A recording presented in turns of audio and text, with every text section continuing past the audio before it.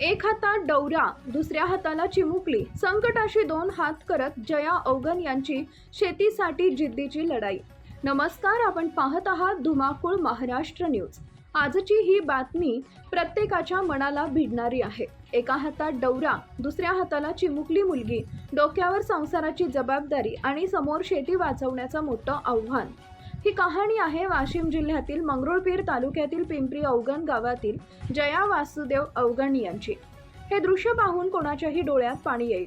पती रोजगारासाठी पुण्यात, घरात बैलजोडीने, आधुनिक यंत्रसामग्री परवडत नाही, तरीही वेळेवर शेतीची कामं व्हावीत म्हणून जया अवगण स्वतः हातानं डवरा ओढत शेतात राबत आहेत. लहान मुलीला घरी ठेवण्याची सोय नसल्यानं तीही आईसोबत दिवसभर शेतात असते. एका बाजूला मातृत्व तर दुसऱ्या बाजूला शेती वाचवण्याची धडपड. हे दृश्य ग्रामीण महाराष्ट्रातील वास्तव बोलकेपणानं मांडते. 3 मुली, 1 मुलगा, घरातील सर्व कामं आणि शेतीची जबाबदारी हे सर्व जया अवगण एकट्याच सांभाळतात.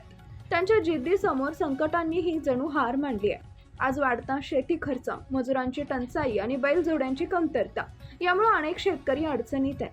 मात्र अशा परिस्थितीत महिला शेतकरी खंबीरपणे शेतीचा गाडा पुढे नेत आहेत. जया अवगण यांचा हा संघर्ष केवळ एक महिलेचा नाही, तर ग्रामीण भागातील हजारो महिला शेतकऱ्यांच्या आयुष्याचं वास्तव आहे. त्यांच्या कष्टाला योग्य सन्मान मिळावा, शासनानं आर्थिक मदत, आधुनिक शेती साधने आणि आवश्यक सुविधा उपलब्ध करून द्याव्यात अशी मागणी परिसरातून होतीये.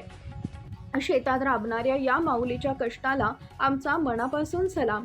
कॅमेरामनसह दिलीप अवगण पाटील, धुमाकूळ महाराष्ट्र न्यूज, वाशिम.